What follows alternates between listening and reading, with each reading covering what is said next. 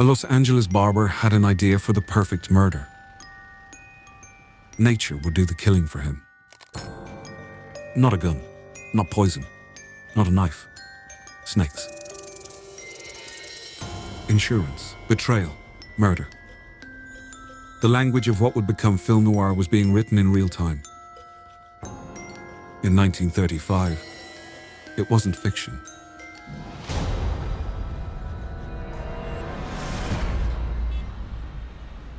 Robert S. James was a barber, soft-spoken, ordinary, charming, recently remarried. But Robert S. James wasn't even his real name. He was born Major Raymond Lissenba. Reinvention followed him. So did insurance policies. James had a pattern. He courted women who trusted easily. Marriage came quickly. Insurance paperwork followed just as fast. In the early 1930s, Los Angeles was swelling. Oil money, Hollywood glamour, working.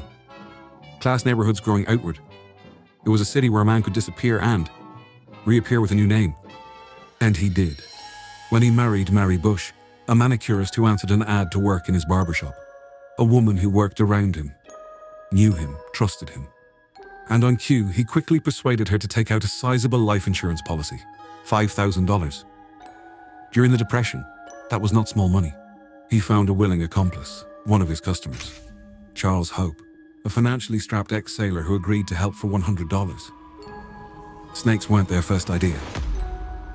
According to testimony, they initially considered black widow spiders. Venomous, natural, but not lethal. It was then that they pivoted to rattlesnakes. The plan was crude but calculated. Hope acquired 2 live snakes. Venom would mimic nature. Insurance would look legitimate. The husband would grieve. At least that was the theory. On August 5th, 1935, Mary was recently pregnant. Seizing the opportunity, James concocted the story that a physician would be coming to perform a procedure on her. Illegal at the time, he told her she would need to be blindfolded to protect the doctor's identity. What happened next was methodical. Mary was bound. Her eyes were covered. Her foot was forced into a wooden box containing 2 rattlesnakes. They struck. But snakebite is not instant death. It is pain, swelling, and time. Tired of waiting for her to die, he drowned Mary in the bathtub.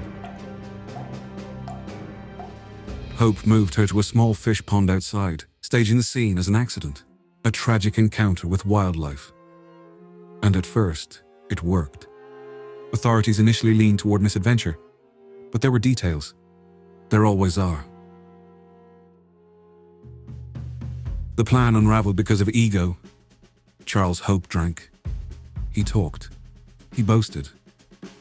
Someone listened. Police began re-examining the case. They found inconsistencies in the drowning story, and they exhumed Mary's body. They revisited the bite marks.